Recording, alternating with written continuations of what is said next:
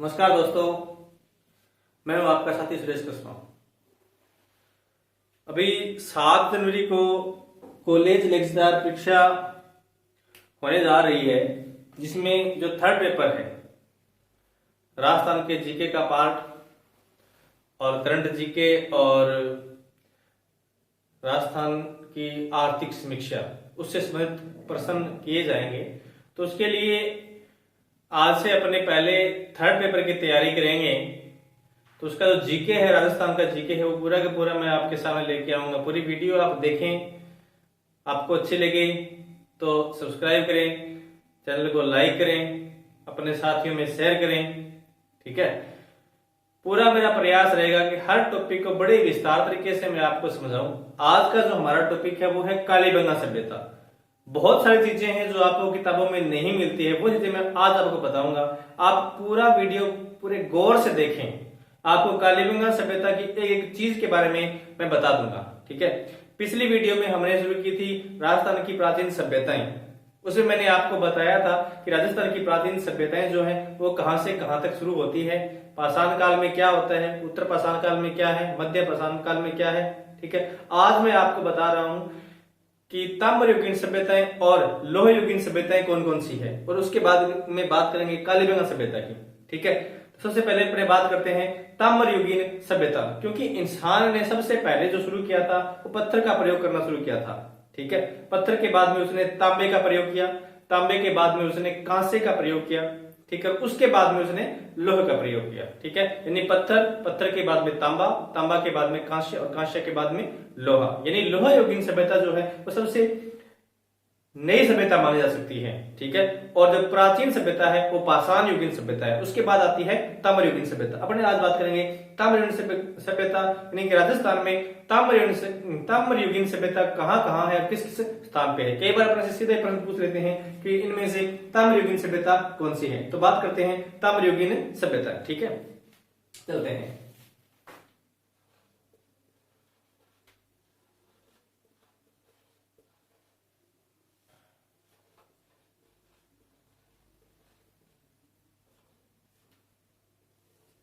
ताम्रयुगीन सभ्यता कह दो इनको, या इनको ये कह दो कि आप ताम्रयुगीन सभ्यता कह दो।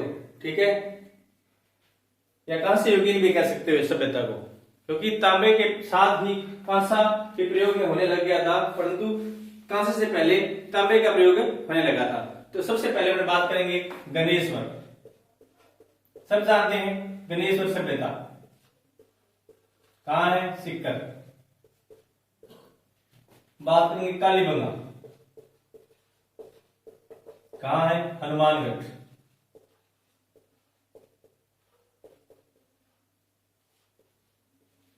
बात करेंगे गिलूंड, झाड़ोल। कई बार सीधे पूछ लेते हैं कि गिलूंड सभ्यता कहां है, या झाड़ोल सभ्यता कहां है, या आहार सभ्यता कहां है। तो कहां है ये तीनों ही सभ्यताएं, गिलूंड, झाड़ोल और आहोड़ कहां है, उदयपुर। और है कौन सी ये ताम्रयुगीन सभ्यता। ठीक है, गिलूंड, झालोड़ और आहड़ तीनों ही ताम्रयुगीन सभ्यताएं हैं। ठीक है, पिंड पांडलिया सुना होगा नाम, पिंड पांडलिया ये सभ्यता कहां है, यह है चित्तौड़गढ़ में। पिंड पांडलिया सभ्यता चित्तौड़गढ़ में। ताम्रयुगीन सभ्यता है कुराड़ा, कुराड़ा सभ्यता कहां है, नागौर।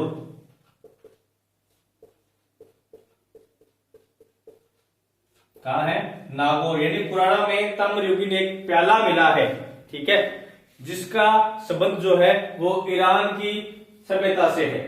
ठीक है, इसलिए कुराड़ा जो सभ्यता है नागौर वाली, उसका संबंध ईरान की सभ्यता से भी जोड़ा जा सकता है कि ईरान की सभ्यता का भी यहां से कोई संबंध रहा होगा। ठीक है, कुराड़ा।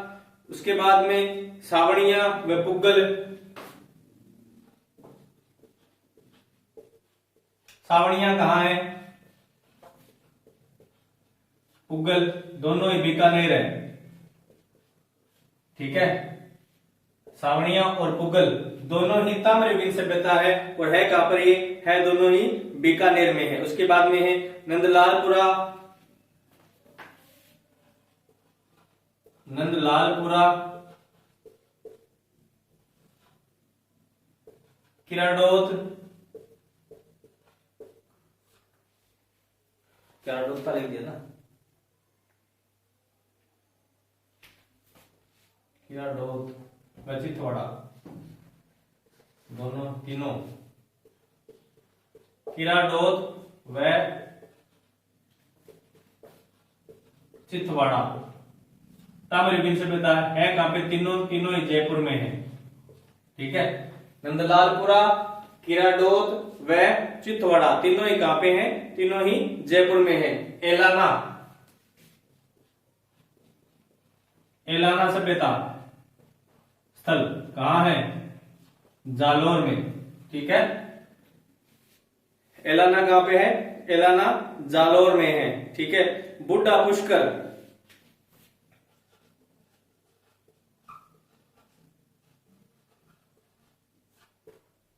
अजमेर,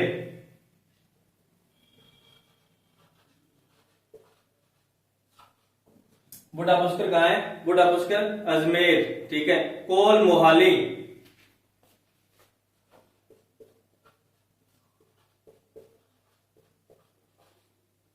कोल मोहाली सवाई माधोपुर,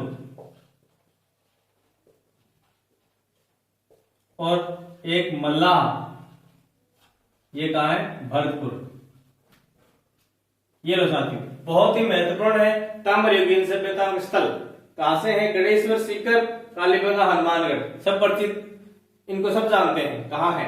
गिलोड, उदयपुर सभी जानते हैं, जाडोल, उदयपुर सभी जानते हैं, आहड़, उदयपुर सभी जानते हैं। परंतु पिंड पांडलिया नया लेके आया मैं आपके लिए। पिंड पांडलिया ताम्रयुगीन सभ्यता कहां पर है? चित्तौड़गढ़ में है। ठीक है, कुराड़ा कहां है? नागौर सभी जानते हैं। सावणिया नहीं है, सावणिया पुगल जानते हैं, बीकानेर में। सावणिया ताम्रयुगीन सभ्यता और पुगल ताम्रयुगीन सभ्यता कहां पर है? बीकानेर में। नया नंदलालपुरा, किराडोत, चितवाड़ा तीनों ही नए हैं आपके लिए। नंदलालपुरा, किराडोत व चितवाड़ा तीनों ही सभ्यताएं ताम्रयुगीन है। कहां है? जयपुर। एलाना बहुत बार पेपर में आ चुका है, एलाना कहां है? जालोर में ताम्रयुगीन सभ्यता है। बुड्ढा पुष्कर अजमेर में। ठीक है, मध्य पाषाण काल के अवशेष यहाँ मिले हैं। कोल मोहाली कहां है? सवाई माधोपुर, बिल्कुल नया है। कोल मोहाली ताम्रयुगीन सभ्यता कहां पे है? सवाई माधोपुर में। मल्लाहा बिल्कुल नई सभ्यता कहां है? भरतपुर में। ठीक है, तो ये ताम्रयुगीन सभ्यताएं हैं जो बहुत ही महत्वपूर्ण है और आपको पता होना चाहिए कि ये कहां कहां है। ठीक है, बात करते हैं कुछ में कहा क्या कुछ मिला है। जैसे मैंने इसके बारे में बताया कि यहाँ एक अर्ध प्यालेनुमा तांबे का एक बर्तन मिला है जिसका संबंध जो है वो ईरान की सभ्यता से है। ठीक है, तो यहाँ इस सभ्यता स्थल का संबंध किससे है? ईरान से। इसका संबंध ईरान से बताया जाता है। कौन सी का? कुराड़ा नागौर। कुराड़ा नागौर का संबंध जो है वो किसके साथ बताया जा रहा है? ईरान सभ्यता के साथ बताया जा रहा है, कुराड़ा नागौर। ठीक है, बात करेंगे मल्लाहा, भरतपुर। यहाँ क्या मिले? यहाँ बड़ी संख्या में हारपून मिले हैं और तलवारें मिली है। मल्लाहा, भरतपुर। ठीक है, यहाँ क्या मिला है? बड़ी संख्या में तलवार व हारपून। बड़ी संख्या में तलवार और क्या मिला है? हारपून। हारपून क्या है? हारपून एक बहुत बड़ा हथियार है जो कि बड़े बड़े जानवरों का शिकार करने के लिए प्रयोग किया जाता था। हारपून जैसे ब्लू है, मछली है या हाथी, इनका शिकार करने के लिए एक हथियार था, हारपून हथियार, जो कहा मिला है? मल्लाहा, भरतपुर में। हारपून और तलवारें बड़ी संख्या में मिली है। कहां पर मिली है? मल्लाहा, भरतपुर में। और इनमें और क्या कहा क्या मिल सकता है? बात करते हैं किराडोत। ये किराडोत लिख लो चाहे इसको। यहां क्या मिली है? यहां 58 तांबे की चूड़ियां मिली है। क्या मिली है? 58 तांबे की चूड़ियां। तांबे की चूड़ियां, 58 तांबे की चूड़ियां कहां मिली है? किराडोत। किराडोत कहां पर है? किराडोत कहां है? किराडोत जयपुर में है। ठीक है, और बात करें कि जो गणेश्वर सभ्यता है कहां पर है? ये सीकर में। इसे ताम्रयुगीन सभ्यता की जननी कहा जाता है। इसे क्या कहा जाता है? ताम्रयुगीन सभ्यता की जननी। किसको कहा जाता है? गणेश्वर। किसने कहा था? गणेश्वर सभ्यता को ताम्रयुगीन सभ्यता की जननी किसने कहा था? तो गणेश्वर सभ्यता को ताम्रयुगीन सभ्यता की जननी कहा था डॉक्टर विजय कुमार ने। ठीक है, क्या कहते हैं इसको? ताम्रयुगीन सभ्यता की जननी किसे कहा जाता है? गणेश्वर। सीकर में, क्योंकि तांबे के अधिकतम उपकरण जो है वो यहां मिले हैं, इसलिए यहां इस सभ्यता को गणेश्वर ताम्रयुगीन सभ्यता की जननी कहा जाता है। और किसने कहा था? डॉक्टर विजय कुमार ने।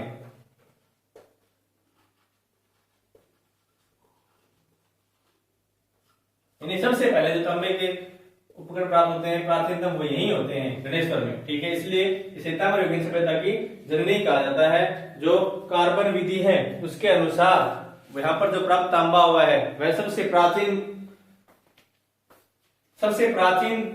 उपकरण प्राप्त हुआ है तांबे के, जो अन्य सभ्यताओं से प्राचीन है। इसलिए इस सभ्यता को क्या कहा गया? इसे कहा गया ताम्रयुगीन सभ्यता की जननी। किसने कहा? डॉक्टर विजय कुमार ने। ठीक है, तो ये थी ताम्रयुगीन सभ्यताएं, जिनके बारे में मैंने थोड़ा थोड़ा बता दिया है। बाकी और आगे चलेंगे। देखिए, कैडोत कहाँ है? जयपुर में। क्या मिला? 58 तांबे की चूड़ियां। मल्लाह कहाँ है? भरतपुर में। क्या मिला? बड़ी संख्या में तलवार और हारपून। हारपून क्या है? एक बहुत बड़ा हथियार है जिससे बड़े जानवरों का शिकार करने में प्रयोग किया जाता था। कोल मोहाली कहाँ है? सवाई माधोपुर में। एलाना कहाँ है? जालौर में। पिंड पांडलिया ताम्रयुगीन सभ्यता कहाँ है? चित्तौड़गढ़ में। झाड़ोल आहड़ गिलुंड कहाँ है? उदयपुर में। कालीडुंगा कहाँ है? हनुमानगढ़ में। गणेश्वर का पता ही आपको, नंदलालपुरा, कैडोत व चित्तौड़ा तीनों ही महत्वपूर्ण है। कहाँ है? जयपुर में। सावणिया कहाँ है? बीकानेर में है। ठीक है, तो ये महत्वपूर्ण जो ताम्रयुगीन सभ्यताएं थी उनके बारे में मैंने आपको बता दिया है। इसका स्क्रीनशॉट लीजिए। फिर आगे बात करते हैं लोह युगीन सभ्यता की। जल्दी से ले लीजिए, फिर आगे चलते हैं, क्योंकि आज हमें कलिंग सभ्यता भी करनी है।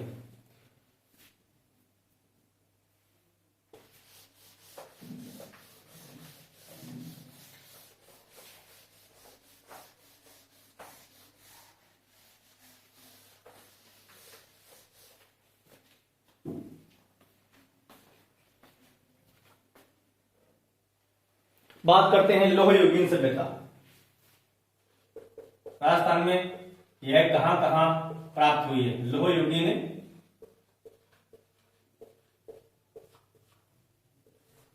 सबसे पहले बात करें नोह। नोह कहां है? भरतपुर में। सुनारी, सुनारी कहां है? झुंझुनू में। ठीक है, जोधपुरा, जैसे कि नाम से ऐसा लग रहा है कि जोधपुरा जोधपुर में होगा, परंतु जोधपुरा जोधपुर में नहीं है। तो कहां है? जोधपुरा जयपुर में है। ठीक है, कहां है? जयपुर।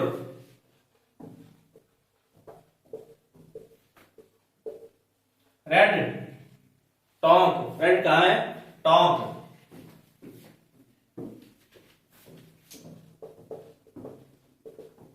ये इतनी सभ्यताएं हैं जो कि क्या है? लोह युगीन सभ्यताएं हैं। नो, भरतपुर, सुनारी, झुंझुनू, जोधपुरा, जयपुर और रेड टोंक। ठीक है, अब बात करेंगे जोधपुरा, जयपुर और सुनारी, झुंझुनू दोनों ही सभ्यताओं की। ठीक है, तो दोनों ही सभ्यताओं में, किसमें? सुनारी, झुंझुनू और जोधपुरा, जयपुर दोनों ही सभ्यताओं में लोह गलाने की भट्टी मिली है। लोह गलाने की भट्टी कहां मिली है? जोधपुरा, जयपुर और सुनारी, झुंझुनू दोनों में। लिख लेते हैं अपने, सुनारी, झुंझुनू और जोधपुरा, जयपुर। इन दोनों स्थलों पर लोहे गलाने की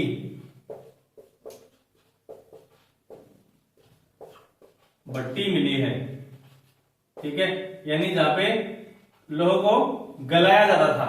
ठीक है, ऐसी भट्टी मिली है। तो प्रश्न एक बार आ चुका है ये कि लोह गलाने की भट्टी कहाँ मिली है, तो दोनों जगह मिली है, सुनारी झुंझुनू में मिली है और जोधपुरा जयपुर में मिली है। दोनों ही जगह लोह गलाने की भट्टी मिली है। ठीक है, और इसके अलावा यहाँ पर अस्त्र शस्त्र बनाने के कारखाने भी मिले हैं, बड़ी मात्रा में हथियार बनाने के कारखाने भी इन दोनों जगहों पर, लोहे के कारखाने जो जिनसे लोहे के हथियार बनाए जाते थे वो प्राप्त हुए हैं। इसके अलावा रेड टोंक, यहां बहुत बड़ा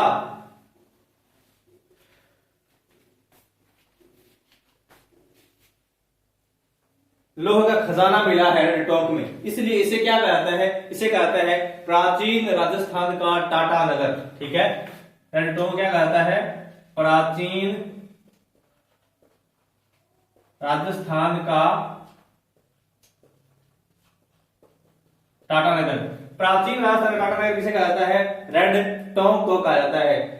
लोह गलाने की भट्टियां कहां मिली है, जोधपुरा जयपुर और सुनारी झुंझुनू में। ठीक है, नौहो भरतपुर, सुनारी झुंझुनू, जोधपुरा जयपुर और रेड टोंक, ये चारों क्या है, ये लोह युगीन सभ्यताएं हैं। तो ताम्र युगीन सभ्यता और लोह युगीन सभ्यता दोनों के बारे में मैंने आपको बता दिया है। बहुत सारी चीजें, बहुत सारे प्रश्न इसमें से आते हैं। जैसे मैंने पहले बताया कि पहले इंसान ने पत्थर का प्रयोग करना शुरू किया, उसके बाद में तांबे का, उसके बाद में कांसे का और उसके बाद में लौह का। ये आपको याद रखना है। कई बार क्रम भी पूछ लेते हैं कि मनुष्य ने सबसे पहले किसका प्रयोग करना शुरू किया था और कार्मिक रूप से उनको बताइए। ठीक है, अब आगे बात करते हैं अपने कालीबंगा सभ्यता की। ठीक है, इसे स्क्रीनशॉट लेना है तो ले लीजिए, वरना मैं इसे मिटा देता हूं।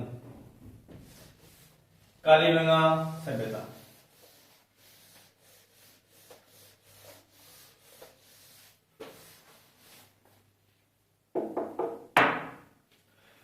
कालीबंगा सभ्यता शुरू करने से पहले अपने बात करते हैं सिंधु सरस्वती सभ्यता। जैसे मैंने आपको बताया था पिछली वीडियो के अंदर कि पाषाण काल के बाद, पाषाण काल में जो हमें साक्ष्य मिले हैं उनको वो लिखित में नहीं मिले हैं। ठीक है, और उसके बाद में जो अगला काल था यानी कि आद्य ऐतिहासिक काल, जिसे सिंधु सरस्वती सभ्यता का काल भी कहा जाता है, उस समय जो हमें साक्ष्य मिले वो लिखित में तो मिले परंतु हम उनको पढ़ने में सक्षम नहीं हो पाए। ठीक है, और तीसरा था ऐतिहासिक इतिहास काल, जिसके साक्ष्य जो हमें हैं वो लिखित में मिले हैं और उनको अपने पढ़ भी सकते हैं, वो था महाजनपद काल। ठीक है, तो ऐसे साक्ष्य जिनको जो लिखित में तो मिले हैं परंतु जिनको हम पढ़ नहीं सकते वो आते हैं सिंधु सरस्वती सभ्यता में। किसमें आते हैं, सिंधु सरस्वती सभ्यता। एक बार आरएस ने पूछा था कि सिंधु सरस्वती सभ्यता का काल माना जाता है, सिंधु सरस्वती सभ्यता का काल माना जाता है, तो इसका काल आप लिख लीजिए। इसका समय है 3000 ईसा पूर्व से 600 ईसा पूर्व तक। ठीक है, सिंधु सरस्वती सभ्यता का काल 3000 ईसा पूर्व से 600 ईसा पूर्व तक है। और अब बात करते हैं अपने कालीबंगा सभ्यता की। सिंधु सरस्वती सभ्यता में आती है कालीबंगा। अगर बात करें तो यह ताम्रयुगीन सभ्यता है। सिंधु कालीबंगा क्या है, ताम्रयुगीन सभ्यता है। ठीक है, सिंधु सरस्वती सभ्यता कालीबंगा, कालीबंगा जो है कहां पर है, हनुमानगढ़ में। कहां पर है, किस जिले में है, हनुमानगढ़। किस नदी पे है, घग्गर नदी के बाएं तट पर। कहां पर है, घग्गर नदी के बाएं तट पर। ठीक है, जिला कौन सा है, हनुमानगढ़। स्थित कहां पर है, नदी कौन सी है, घग्गर नदी, घग्गर नदी के बाएं तट पर। ठीक है, कालीबंगा का साधा बहुत अर्थ कुछ है। कालीबंगा का शाब्दिक अर्थ क्या है, काली चूड़ियां। शाब्दिक अर्थ इसका क्या है, काली चूड़ियां।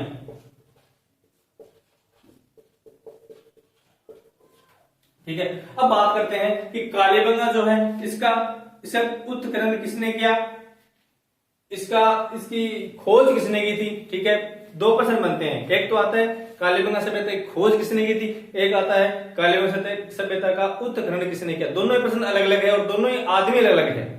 ठीक है, तो कई बार अपने कंफ्यूज होते हैं कि खोज और उत्खनन क्या है, एक ही आदमी ने की होगी, एक ही बंदा होगा, नहीं, अलग अलग है। खोज करने वाला कोई और आदमी था और उत्खनन करने वाला कोई और आदमी था। यह जो सभ्यता है, यह इस सभ्यता में हड़प्पा कालीन, पूर्व हड़प्पा, हड़प्पा कालीन और उत्तर हड़प्पा तीनों के ही अवशेष प्राप्त होते हैं। लिख लीजिए, यहां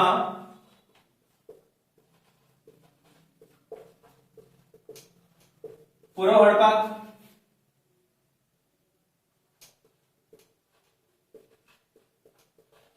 हड़प्पा कालीन और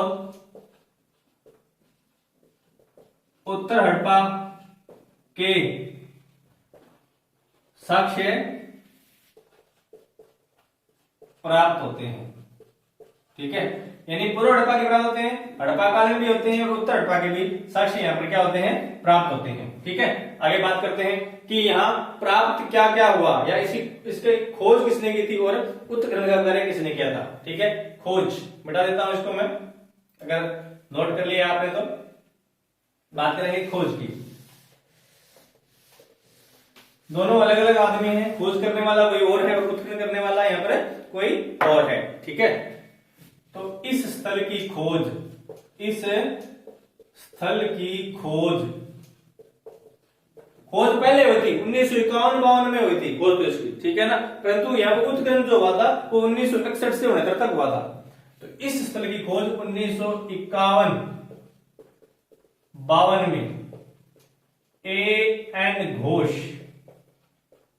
किसने की है, A.N. घोष। पूछा जाता है, दोनों नाम दे देते हैं और पूछ लेते हैं कि किसने खोज की है। ठीक है, तो खोज करने वाले बंदे का नाम है A.N. घोष। किसने की थी, कब की थी, 1951-52 में की थी। राजस्थान का स्वतंत्रता के बाद उत्खनन होने वाला यह दूसरा स्थल था कालीबंगा। राजस्थान में स्वतंत्रता के बाद उत्खनन होने वाला दूसरा स्थल कालीबंगा ही था।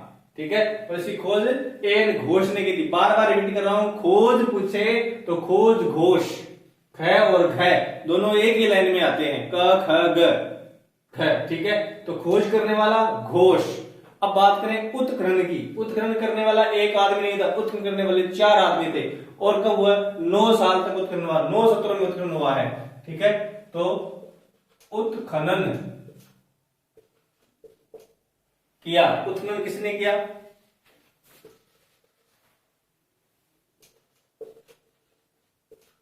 बात करें कब, 1961 से 69, यानी 9 सत्रों में। इसका उत्खनन कितने सत्रों में हुआ है, 9 सत्रों में। 1961 से 69 तक 9 सत्रों में कालीबंगा सभ्यता की का उत्खनन का कार्य किया गया। करने वाले बंदे थे 4। ठीक है, बात करते हैं, तो पहले का नाम है, आप लिख लीजिए, B.K. थापर। B.K. थापर। ठीक है, अब B.K. थापर आगे। A.N. घोष क्या थे, खोज करता थे। थापर खोज करता नहीं थे, उत्खनन करता थे। ठीक है, तो B.K. थापर। दूसरा लीजिए B.B. लाल, B.B. लाल। तीसरा लीजिए M.D. खेर, तीसरा है M.D. खेर।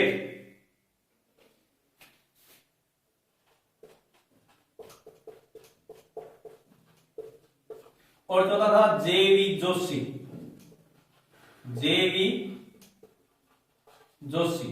ठीक है, तो ये 4 बंदे हैं जिन्होंने 9 सत्र 9 वर्षों तक कालीबंगा सभ्यता की खुद उत्खनन कार्य करवाया था, खुदाई करवाई थी। ठीक है, खोज करने वाला A.N. घोष, खुदाई कराने वाले B.K. थापर, B.B. लाल, M.D. खेर और J.V. जोशी।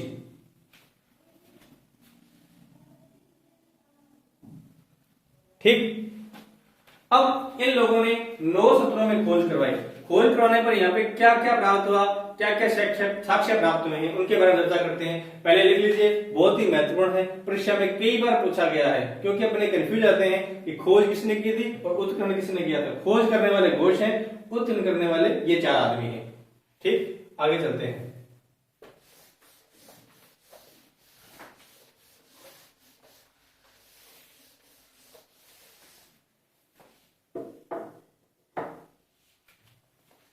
बात हो रही है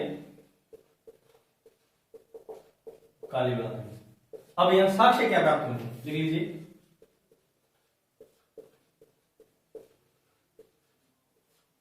प्राप्त साक्ष्य। बेलनाकार मोहरें। नंबर 1 बेलनाकार मोहरें, ठीक है। नंबर 2 जुते हुए खेत के साक्ष्य। खेत के जुते हुए खेत के साक्ष्य। एक साथ 2 फसलें। एक साथ 2 फसलें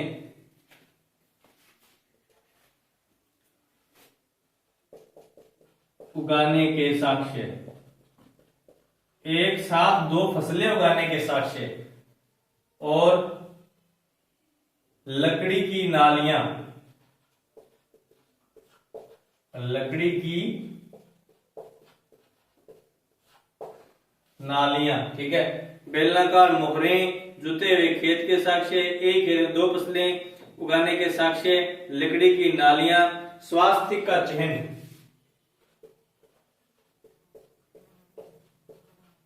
स्वास्तिक का चिन्ह, तांबे का बेल। तांबे का बेल, ये लो, ठीक है। बेलनाकार मोहरें मिली है, जुते हुए खेत के साक्ष्य मिले, एक साथ 2 फसलें उगाने के साक्ष्य मिले, लकड़ी की नालियां मिली है, स्वास्तिक का चिन्ह मिला है, तांबे का बेल मिला है, पक्की ईंटों के साक्ष्य।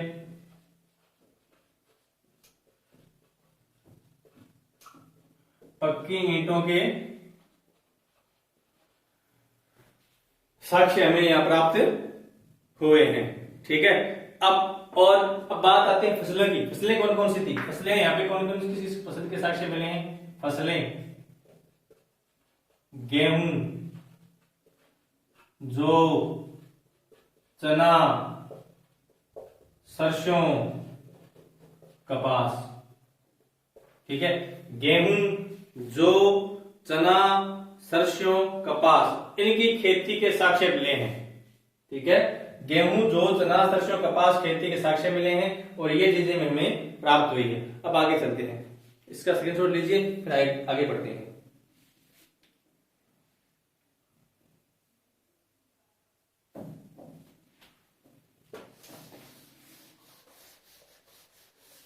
और मिली यहां पे 7 अग्निवेदियां। 7 अग्निवेदियां, यानी एक अग्निवेदी के ऊपर दूसरी अग्निवेदी, इस प्रकार से 7 अग्निवेदियां यहां बनी हुई थी जिनके साक्ष्य हमें मिले हैं। और वर्षभाकृति, वर्षभाकृति यानी एक वर्षभ की आकृति, एक ऐसी आकृति मिली है जिसका जो सर है वो धड़ के साथ इस प्रकार से लगाया हुआ है कि अगर उसके सर को धड़ से अलग कर दिया जाता है और अलग करने के बाद में अगर उसे दोबारा जोड़ना पड़े तो वह दोबारा जुड़ सकता है और पता नहीं चलता कि इस सर को इस धड़ से अलग किया गया था। तो ऐसी एक वर्षभ की आकृति भी वहां पर हमें मिली है जिसका सर जो है वो धड़ के साथ इस प्रकार से लगाया हुआ है कि अगर उसके सर को धड़ से अलग भी कर दिया जाता है तो उसे दोबारा उसी दशा में वापस लगाया जा सकता है। ऐसी आकृति भी हमें वहां पर मिली है। उस वर्षभ की आकृति का लिखना चाहते हो तो लिख लो कि उस वर्षभ का सर इस प्रकार से धड़ के साथ लगाया गया था कि जैसे अगर उसे उस सर को धड़ से अलग कर दिया जाता है और अलग करने के बाद में उसे अगर दोबारा जोड़ा जाता है तो वह जैसे पहले था उसी स्थिति में आ जाता है, ठीक है। ऐसी वर्षभ की आकृति मिली। एक और क्या मिले, और यहाँ पर एक ऐसी बच्चे की खोपड़ी मिली जिसमें 6 छेद किए हुए थे। देख लो ये बात, तो यहां बच्चे की ऐसी खोपड़ी मिली है जिसमें 6 छेद किए गए थे, ठीक है, जो कि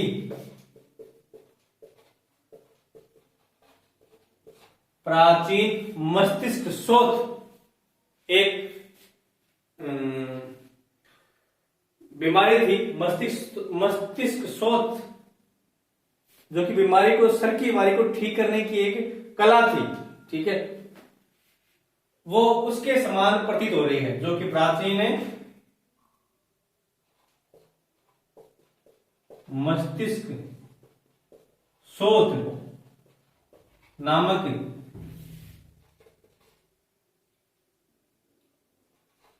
विधा के समान प्रतीत होती है, ठीक है। एक ऐसी खोपड़ी मिली है बच्चे की जिसमें 6 छेद किए हुए थे, जो कि प्राचीन मस्तिष्क शोथ नामक विधा के समान प्रतीत होती है, ठीक है। ये सब चीजें कहां मिली है? ये कालीबंगा सभ्यता में मिली है, ठीक है। यहाँ पर दोहरा परकोटा मिला है, ठीक है। और क्या मिला है? यहां दोहरा परकोटा भी मिला है तथा भूकंप के साक्ष्य भी, भूकंप के प्राचीन साक्ष्य भी मिलते हैं। भूकंप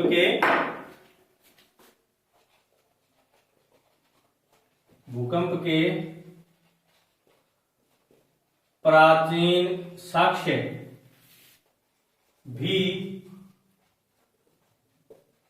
प्राप्त होते हैं। यहां दोहरा परकोटा भी मिला है और भूकंप के प्राचीन साक्ष्य भी प्राप्त होते हैं, ठीक है। आगे चलते हैं, मिला देता हूं इसको मैं, स्क्रीनशॉट लेना है तो ले लीजिए, फिर आगे चलते हैं। चलिए,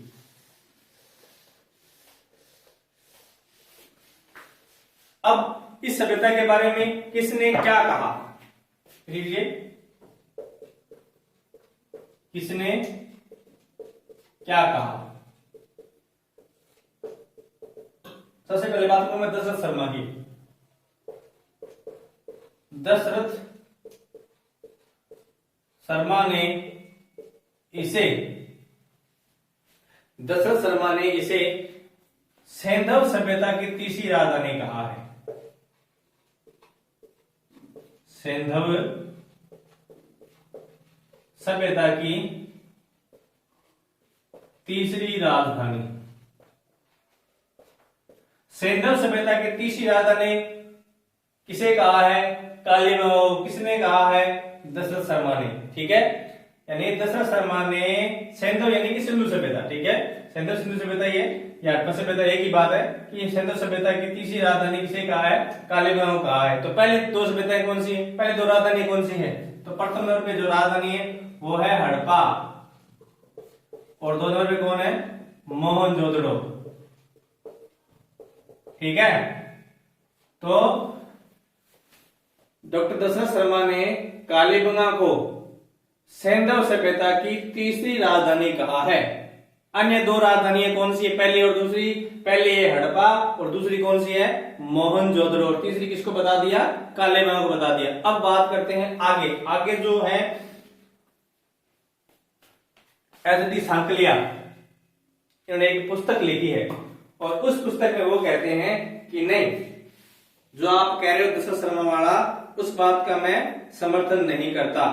तो वो कहते हैं कि बीबी लाल ने कालीबंगा को हड़प्पा सभ्यता की तीसरी राजधानी कहा था।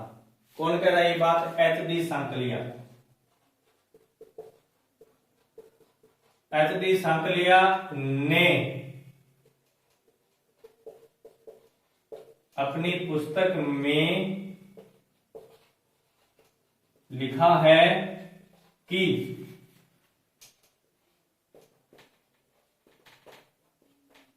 बीबी लाल ने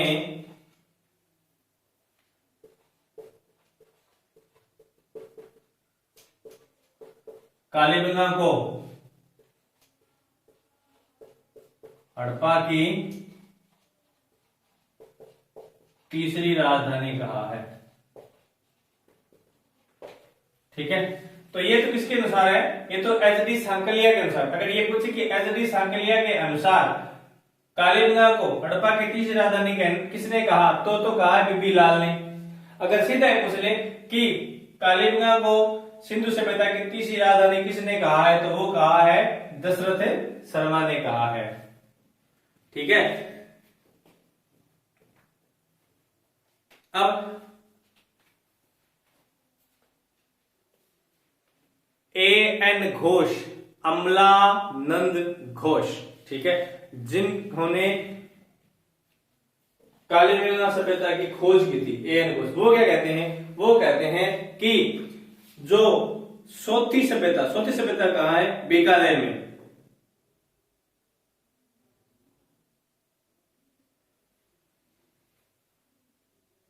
ठीक है, उन्होंने कहा था कि यह कालीबंगा प्रथम है।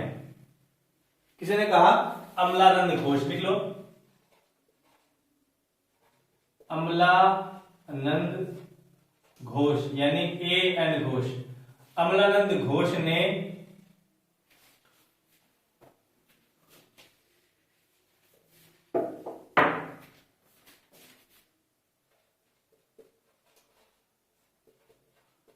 सोथी सभ्यता, कहां पर है ये, बीकानेर, क्योंकि सबसे पहले उन्होंने कहा था कि जो खोज हुई है वो सोथी सभ्यता की हुई है। ठीक है, इसलिए इसे उन्होंने क्या कहा, कालीबंगा प्रथम। अमलानंद घोष ने सोथी सभ्यता बीकानेर को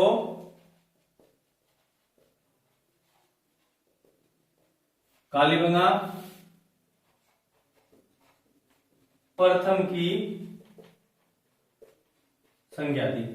ठीक है, तो कालीबंगा प्रथम की संज्ञा किसको दी, अमलानंद घोष ने सोथी सभ्यता को दी। सोथी सभ्यता कहां पर है, बीकानेर में। ठीक है, अब सीधे पूछ सकते हैं कि कालीबंगा प्रथम के नाम से किसे जाना जाता है, तो आपका उत्तर होगा सोथी सभ्यता। सोथी कहां पर है, बीकानेर में है। इसे कालीबंगा प्रथम किसने कहा, इसे अमलानंद घोष ने कहा। ठीक है, अब आगे बात करते हैं। कालीबंगा जो है वहां अधिकतर जो भवन थे वो कच्ची ईंटों के थे। ठीक है, हालांकि वहां पक्की ईंटें भी मिली है, परंतु अधिकतर जो भवन थे वो कच्ची ईंटों के थे, इसलिए कालीबंगा को दीनहीन बस्ती भी कहा जाता है। बहुत ही महत्वपूर्ण है, बहुत ही महत्वपूर्ण है ये बात। क्या, कालीबंगा को दीनहीन बस्ती भी कहा जाता है।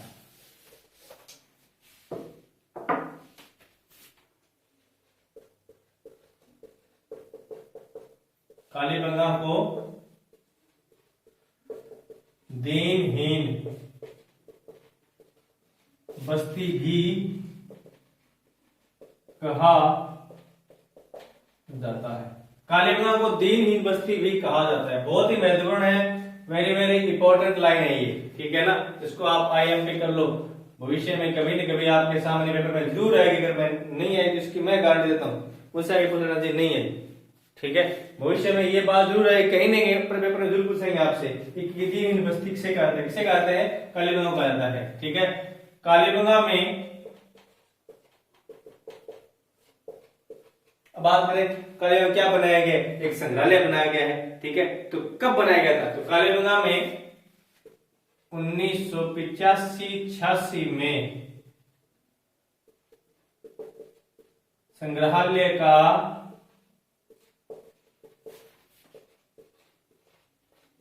निर्माण करवाया गया। ठीक है, 1985-86 में कालीबंगा में संग्रहालय का निर्माण करवाया गया। ठीक है, यह भी इंपॉर्टेंट है। तो साथियों, ये थी आज की क्लास, कालीबंगा सभ्यता, ताम्र युगीन सभ्यता, लोह युगीन सभ्यता के बारे में मैंने आपको बता दिया। ज्यादा लंबी अपने क्लास करेंगे नहीं तो इससे क्या होता है, इससे मनुष्य बोर हो जाता है, बार बार एक आदमी की शक्ल देखते हैं, थोड़ी सी चिढ़ आने लग जाती है। ठीक है, इसलिए ये छोटी सी क्लास ही रहेगी आपके लिए। इतनी ही 30 या 35 मिनट की क्लास मैं बनाकर आपके लिए डालता रहूंगा, यूट्यूब पर लगातार डालूंगा। जिन विद्यार्थियों ने तैयारी करनी है वो लगातार मेरी क्लासों से बने रहें। 100% मैं गारंटी साथ देता हूं, अगर आपने मेरी क्लासें कंप्लीट तरीके से पढ़ी है, देखी है, तो आपको किसी भी कोचिंग सेंटर में 10,000, 20,000, 30,000 रुपए लगाने की आवश्यकता नहीं है। सारी की सारी चीजें आपको निःशुल्क फ्री यूट्यूब के मेरे इस चैनल पे, जिसका नाम है SK क्लासेस पीलीभंगा। SK क्लासेस पीलीभंगा में पूरी की पूरी जानकारी मैं आपको दूंगा, पूरी की पूरी क्लासें मैं आपके लगाऊंगा, चाहे वो हिंदी साहित्य की हो, चाहे वो हिंदी की व्याकरण की हो, चाहे वो राजस्थान के GK की हो, और चाहे वो करंट जी हो, पूरी पूरी चीजें मैं आपके सामने रखूंगा। धन्यवाद, जय हिंद, जय भारत।